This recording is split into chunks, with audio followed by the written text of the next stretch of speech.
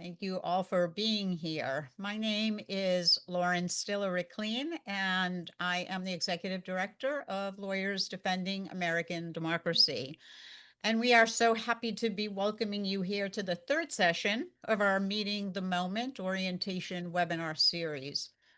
We are very grateful that your presence means that you have an interest in this important new initiative. Meeting the Moment is based on the essential premise that there is an urgent need for every American to understand why it matters to their own lives when democracy, the rule of law, and indeed our entire justice system are under attack every single day. The challenges we face continue to grow. They've grown since our last webinar just a short time ago.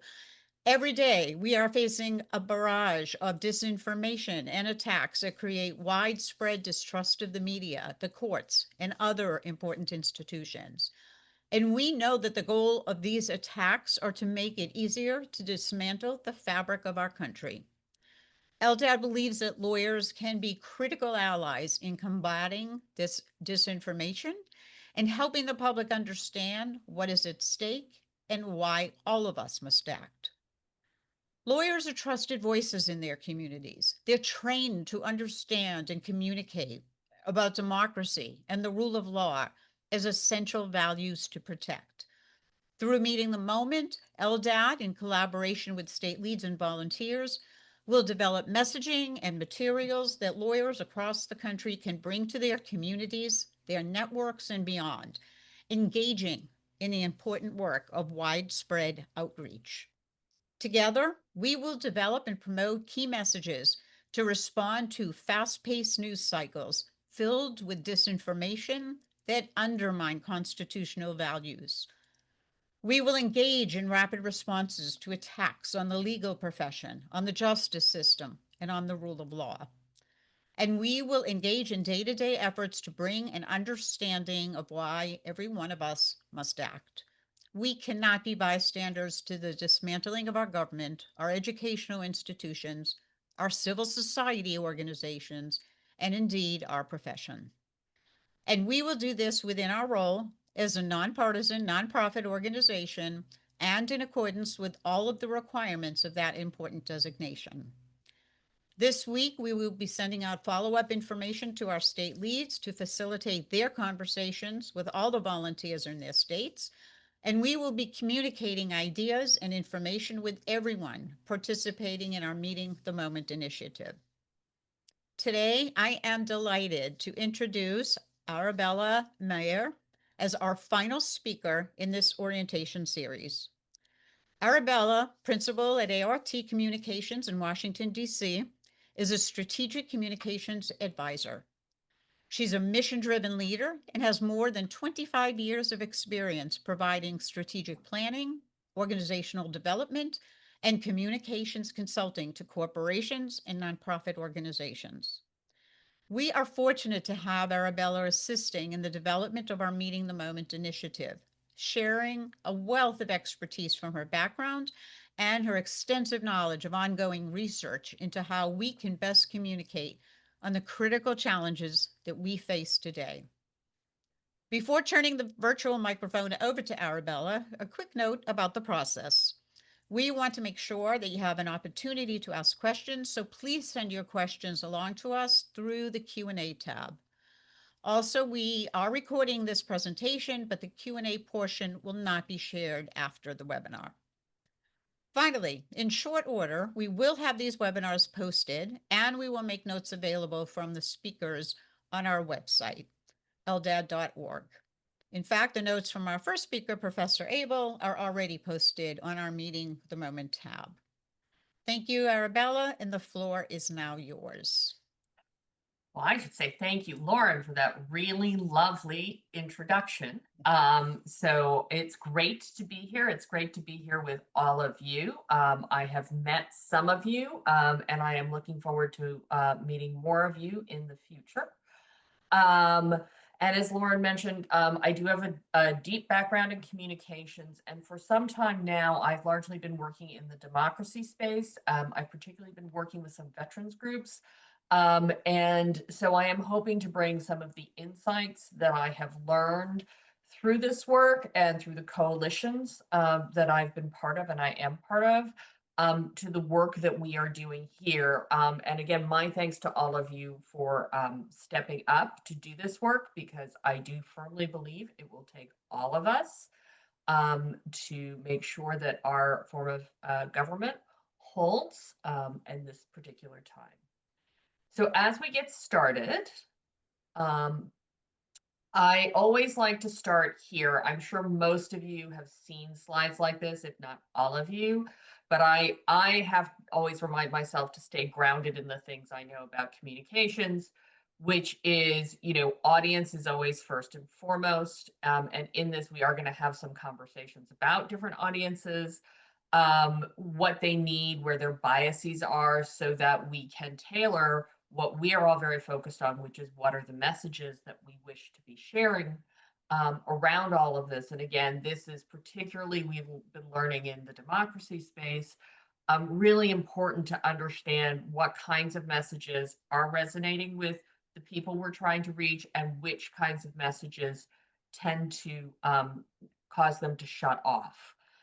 It is also true that the messenger is important. And so, I think it is understanding where all of you as lawyers and also as trusted members in your community may be really strong messengers. And so, sort of cogitating on what might be the places where uh, you feel that you could be a really powerful messenger. Most of us tend to listen to the people we know, or people in our communities, or people who are admired in our communities. And those can go a long way to being very trusted messengers. So from here, I would like to start with some things we know about audiences before I delve into this slide. It is true that there's a lot of evidence, that there's a lot of misinformation out there, that where people get their information is quite varied. If you look at the voting records and where people were going in the last election cycle, there are divides based on education. There are divides based on gender and also upon age. And I think the news has done a lot to focus on that and to encourage us to focus on certain groups, such as young men or working class voters. But I also think it's really interesting to look at this data from the US Census Bureau. Totally nonpartisan, at least for now. Last time I checked, the Census Bureau was. Only 65% of the US population voted in 2024, which means 35% of Americans did not actually vote in 2024. The odds that this group might be one of the groups we most need to sway, so they will actually use their constitutional right to express their opinion, is really high. If you break this out, 63.7% of men voted and 66.9% of women. That means just over 36% of men and just over 33% of women did not vote. Here, the last piece is emphasizing the education gap in there. On the other hand, while the numbers are clearly very high, that people with advanced degrees vote in much higher proportions, you're still seeing that 17.5% of those with advanced degrees did not vote. 22.8% with bachelor's degrees did not vote, and 47.5% of those with high school degrees did not vote. The reason I show this is because often it feels as if we're not sure who in our community we should be reaching out to. What I have learned is there are a lot of people in our own communities who may be in these categories. You may not know who they are, and they may not wish to talk about it, but it is a much broader swath of America than just going into certain communities. And I think it's helpful to keep that in mind as we look at where we're going to go with our activities and meeting the moment. So as I get into some sample message, some guidance, high level guidance we've learned, and some specifics about some messaging. I did want to talk about some of the groups. Most of the groups on this slide, you can actually go to the internet, look up what they're doing, learn more about them. There are many, many more groups than this, but I raise these because these are very interesting organizations. The Frameworks Institute has done a lot of work for a long time, long admired them, on how people think and talk about important social issues. And they do a lot of psychological testing as well as to what emotively moves people, what doesn't. The Democracy Communications Collaborative is the one that will be hard to find on the internet because they don't advertise themselves. They are a consortium, a collaborative of, I think, 100 groups at this point, of various sizes, a lot of smaller organizations, but there are bigger organizations who are part of it. The Brennan Center is a part of it. States United is a part of it. The Carter Center is a part of it. And their purpose is to help those of us working in the democracy space to work on messaging that we can all share so that people are hearing similar messages in similar spaces. They also have an extensive research program that their members, which will soon include LDAD, can participate in so that we can study, they can pay for the research, and smaller organizations don't have to understand what messages may resonate with which audiences. The Metropolitan Group, I've recently learned of, which has been doing really interesting work in democracy for a long time. They did work overseas that was originally funded by Open Society Foundation, Soros's foundation, and by the Ford Foundation.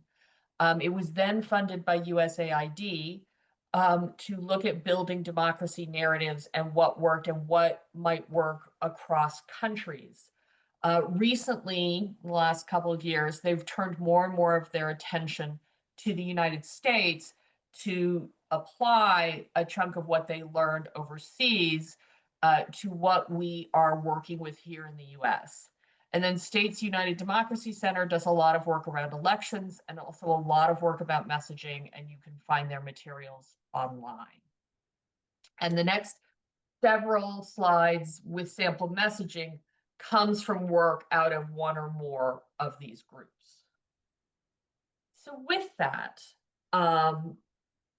I wanted to start with some general guidance that you can sort of hear that comes out again and again in message testing that is really helpful to remember. I also want to say this is not some of this guidance I find a little hard to take sometimes because there are words in here that are some of my favorites, which we are hearing are probably not the best ones to start and lead with. So, just because emotively that's what I would like to use, I find this helpful to give me a sense of what whoever I'm speaking to might need to hear. Some of these will be very obvious. Connecting actions that are happening to their impact on people's daily lives. I think sometimes with rule of law issues, that can be a real challenge, right? Because it feels like it's in the courts. People don't see what's actually happening. Is it really going to impact them? On the other hand, you can talk about how tariffs will have an economic impact. It causes, the price of eggs, the price of your refrigerator to change, and that the reason your representative should have a say in Congress is to have your voice heard in this.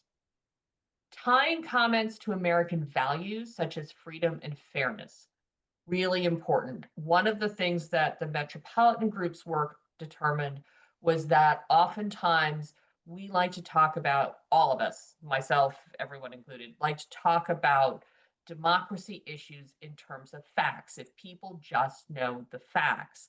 And so you have the authoritarian message really playing to people's emotions, some of their value space, and that if the democracy movement can move more closely to those values, particularly over and over resonates the values of freedom and of fairness. And we did see some of this in some of the tariff and immigration messaging, where there was increased concern in polling about the ideas of arbitrariness and unfairness that did seem to spike with independents and some other groups. So this does bring us to the idea of focusing on the idea of freedom instead of talking about democracy. I have to tell you, this one always sort of grabs me because I firmly believe in democracy. But where we are politically right now, it looks as if democracy is seen as it is seen as a political term. And so, when we try to reach out to independents, to people across the aisle, to people who are disengaged in politics, sometimes they will turn off if that's the phrase that we use or the word that we use at the front end. Definitely using simple language. And you all have a lot of experience from either as litigators talking to juries, corporate lawyers talking to others who are not lawyers. I've recently been dealing with some trust and estates lawyers. They have to explain things to me, and I'm not a lawyer.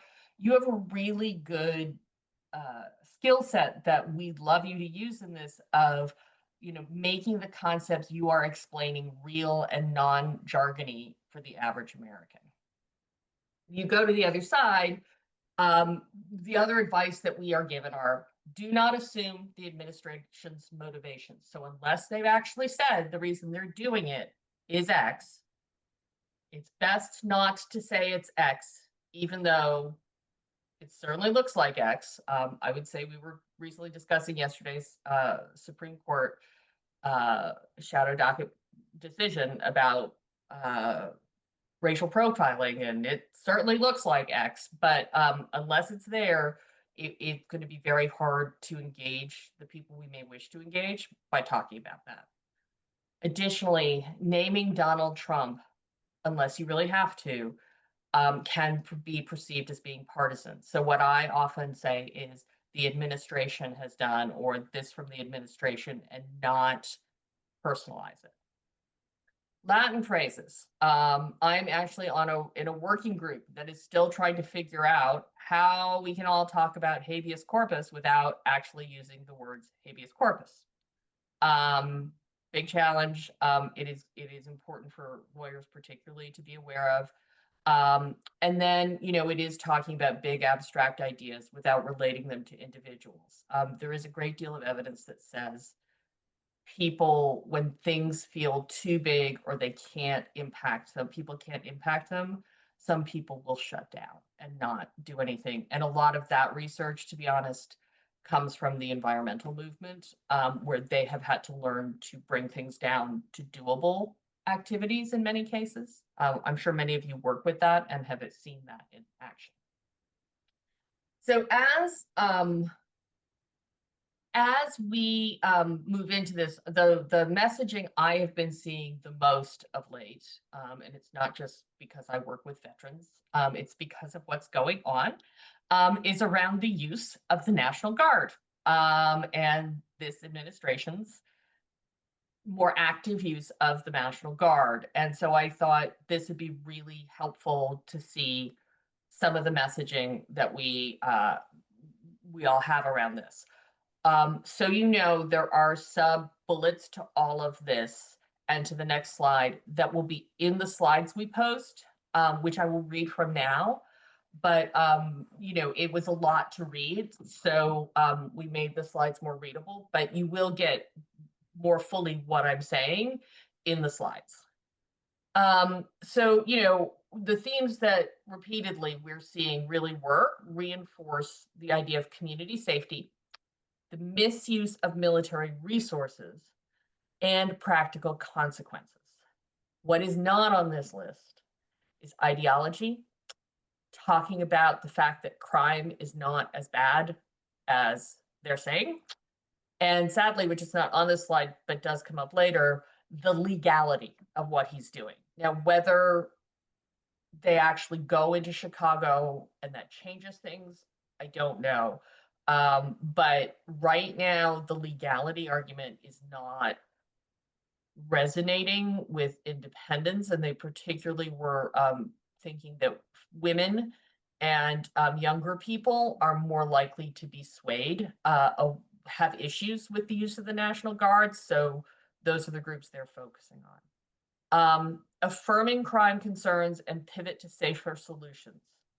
So people are really worried about crime, and you can't really dismiss that. And the key here is really showing and talking about the fact that the Guard deployment won't deliver safety and often escalates tension. Now, we may all have seen statistics that say crime is down, but this is where we get to the perception versus reality of how people are feeling. And I think those who followed the last election closely will see there was a similar discussion about the economy and whether it really was getting better, but were people feeling that it was getting better? And I think crime is a similar kind of subject. Another thing that works is wrong tool for a real problem. The Guard is trained for natural disasters, national security missions. They are not trained to police. And using them for protests or community crime response diverts them from real emergencies like hurricanes, wildfires, and overseas missions. In fact, I heard yesterday on a call that apparently we have now called out the Guard more and are using more guardsmen than at any time since the last time you would see these numbers were during the surge in Afghanistan. So there's an incredible use right now of the Guard, which is creating some challenges. You want to keep it practical and not partisan. So this isn't, you could easily say, this is not about right and left. It's about what works. And the evidence shows military presence doesn't reduce crime long-term and often makes situations worse. Common sense solutions like better policing, prevention, and community partnerships are more effective and less risky. Highlighting the opportunity cost of deployment is effective. When troops are deployed to police cities, they aren't available for the crises where they're needed. And the final one, as we discussed, hurricanes, fires, the harm to service members. It is true that misusing the Guard damages morale, dishonors veterans, and risks lasting harm to the Guard itself. With the groups I work with, there is definitely noise in the National Guard and with military families that they are, this is not what they signed up for. They're concerned about needing to do this. It's something definitely to know. I will say as an aside, one of the things that the veterans groups have been very vocal about is the fact that no one should be telling the Guard not to obey orders. That goes into a space that we should not go. But it is clearly there are real concerns about harming service members and harming the military. So there's some even more detailed message that they did testing to determine which messages worked best in bipartisan situations, which were best across the board, and which were stronger messages. So that opportunity cost message that the Guard is trained for natural disasters and natural defense, that one seems to work by far the strongest. With bipartisan groups, the fact that it is ineffective on crime works really, really well. Troops in our neighborhoods don't lower crime. Common sense policing and prevention do. Managing crime should be left to local law enforcement, not politicians. One of the things I've been hearing recently, which is not on this list, is the fact that one of the things, and we may see Governor Pritzker asking for this, is to ask for more funding for the police force, not send in the National Guard. We'll see how that goes. Misuse of the Guard also works really well, that everyone wants safer communities, but sending the Guard in won't escalate that, won't deliver that. In fact, these deployments can escalate tensions and put families at risk instead of keeping them safe. Abuse of power is also working with some of these groups. Deploying the National Guard to police neighborhoods is an abuse of power because it allows politicians to use the military against American civilians. The final one that seems to be working is a January 6th comparison that the use of the National Guard in some situations, but not during January 6th attack on the Capitol, highlights an inconsistency and double standards in how the force is being applied, which is apparently resonating. Some of these latter ones, though, are a bit more nuanced because if you move to the side that says what doesn't work, as we discussed before, dismissing crime concerns does not work. Saying that crime is falling, people are not responding to that if they're feeling fearful. Local control frames don't work. So saying no one knows how to keep a community safe better than the people who live there and the leaders they elected. Overriding local authority is not resonating with people, nor are the economic costs in specific. What they were testing in this was the idea that military presence might scare off customers to local businesses, hurting small businesses and their ability to survive.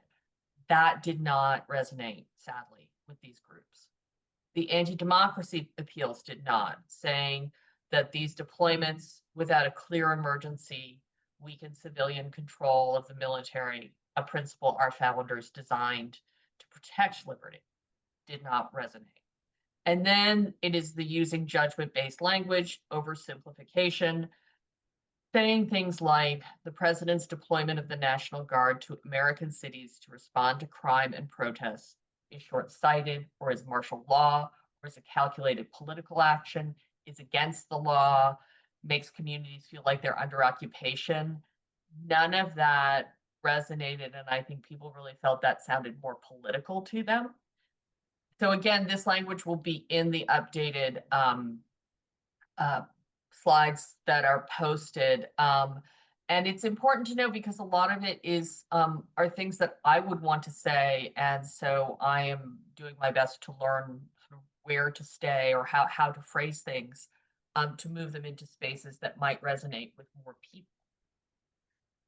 And as we talked about earlier, not only do we have messages, but we are messengers and where to do that. Lauren has shared before, and it will be in the materials that go out later this week, of places you may wish to share your message. Go to your local bar associations, look for service clubs, Rotary or Lions clubs, religious organizations. My church does presentations all the time, churches, synagogues, mosques. If you have connections to unions, especially the rank and file, that can be really helpful. Schools often will do events or look for alumni events at your schools. And affinity groups, chambers of Congress, organizations that may cater to hobbies or interests. Certainly you can share in social media. Look for Facebook groups. LDAD has we've recently launched our Facebook page. So A, please follow us. And B, look for groups that might be there, propose groups to us. The broader social media is definitely a place where we distinctly would like your help. But one-on-one conversations are also critically important, or one to many in terms of presentations. And even as someone who does press and media, while letters to the editor are very important, op-eds are very important, social media is important, almost the most important way is for people trust in having conversations with others in their community and outside their community, and engaging in those conversations. So it's really important. The work you're signing up to do, we are profoundly grateful, and it really makes a difference. And I will sort of end this a bit with a reminder that one messenger really can have a big impact. You may not feel that you are, but the fact is that one messenger, if you resonate with someone, they will repeat your message and they will share it. And one of the things as communicators we are very conscious of, there's an old marketing rule that someone has to hear something 7 times in order for it to sink in. The reality is you need to hear it 7 times, but you also need to hear it from different places and in different contexts for it to resonate with you. So these conversations are critical to creating some of those contexts and some of those environments where someone will hear you. And even if they don't hear you the first time, they may be thinking about it more than you know, and it may help to start to bring them around, that can really happen. So each individual truly does contribute and have an impact. Doing this kind of work, one doesn't always feel that way because it's not always an immediate impact, but I promise you it is critically important to what we need to do and what we are all trying to do. So with that, I'm going to put in another plea for also following us on Blue Sky and Facebook and Instagram and LinkedIn, and telling all your friends to follow us.